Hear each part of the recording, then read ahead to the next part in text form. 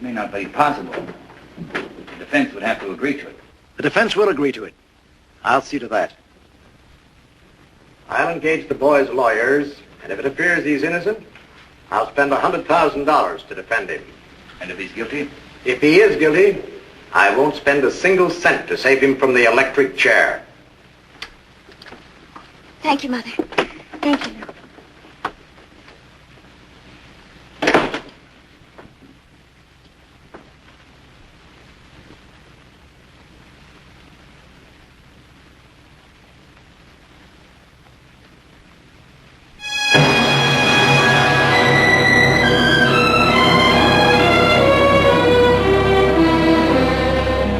The boy's tired. I think that's enough for today. Yes, Your Honor. Mr. Fellows, has there been any word from Miss Vickers? No, George. You see, when Mr. Eastman engaged us to defend you, we made an agreement with the district attorney not to drag Miss Vickers into the case unnecessarily. Of course. This was in your interest, too. Her appearance on the stand would be irrelevant. I feel it might be damaging for you, too. We'll be back. After I got her out on the lake, I couldn't go through with it. And the boat turned over. You know, Art, he sold me. I believe his story.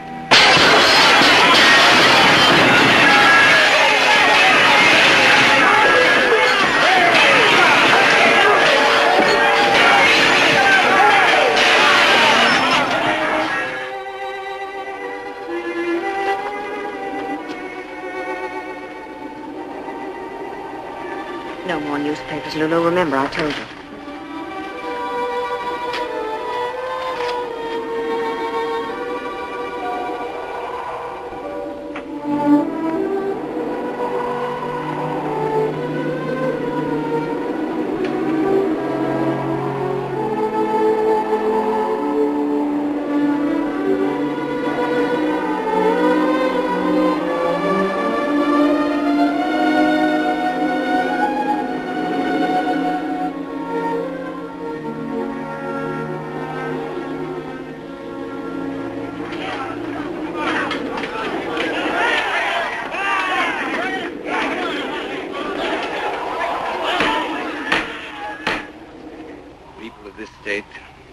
Charged that the crime of murder in the first degree has been committed by the prisoner at the bar, George Eastman.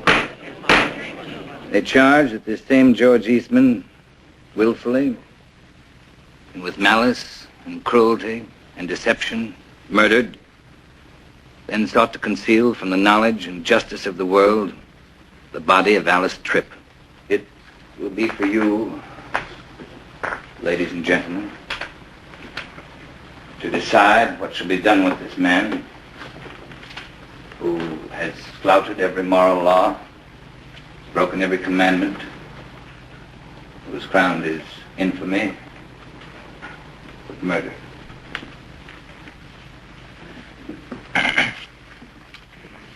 What were Alice's feelings for this defendant?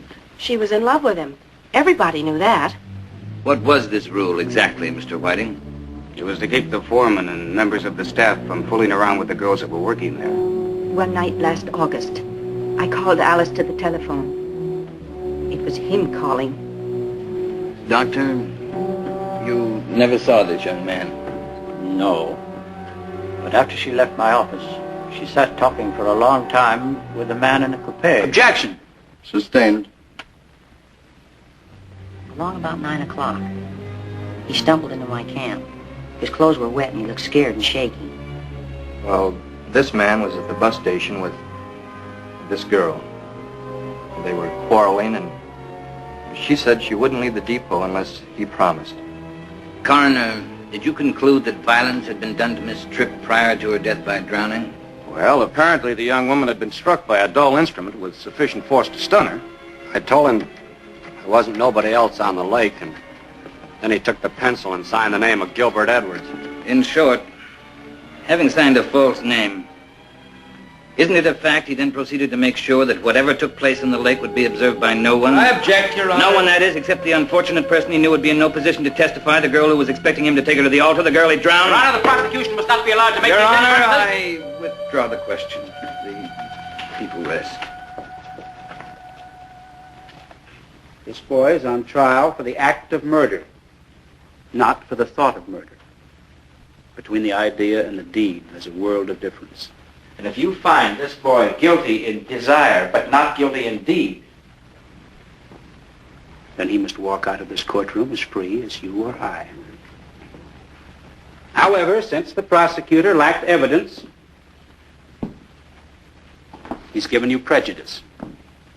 Lacking facts, he's given you fantasy. Of all the witnesses he's paraded before you, not one actually saw what happened. I will now call to the stand an eyewitness. The only eyewitness. The only one who knows the truth. The whole truth. George Eastman, will you please take the stand? And when we got to the lake, I suggested we go rowing before it got dark. Now tell me, George, why did you give a false name to the boatkeeper? We were going to spend the night at the lodge. And we weren't married, so I thought it would be better if we didn't give our right names. Well, why, at this time, did you engage the boat to row the girl out onto the lake?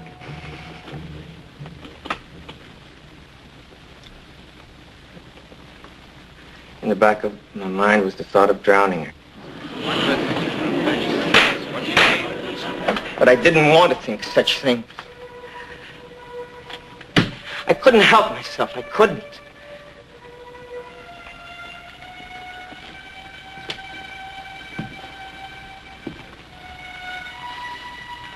So what happened after you rowed out onto the lake?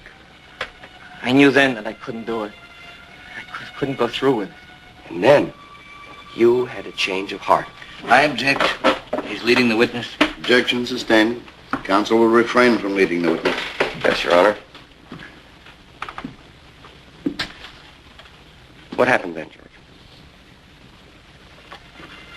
Oh, it was when we decided we got to get back to the lodge. She started talking about our getting married and what our life together would be like.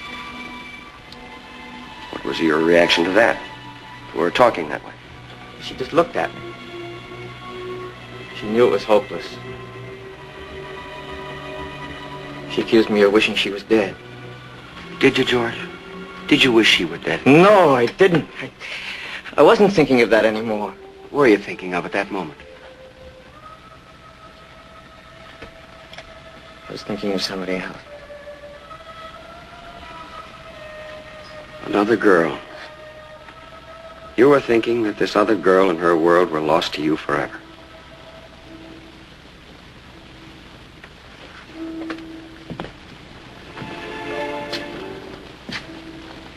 What did you say to Alice's accusation? I told her it wasn't true. I didn't want her to die. Wasn't she alarmed or frightened? She even said, poor George. Poor. Then she started toward me from the back of the boat. I told her not to. I told her to stay where she was, but she didn't. She kept coming toward me, and then she stumbled and started to fall, and I started to get up, and then everything turned over, and in a second we were in the water. I was stunned. Something must have hit me as I fell in. It all happened so fast, I didn't know what I was doing. George, was Alice conscious when she fell into the water? Yes, I could hear her scream. But I couldn't see her because she was on the other side of the boat. So I swam around to the other side, and she was... When I got there, she'd gone down. I never saw her again. Do you solemnly swear before God that you did not strike Alice Tripp? I do, I swear. And that you did not throw her into that lake? I did not. And that it was an accident undesired by you? I do. I do. I do. That's all.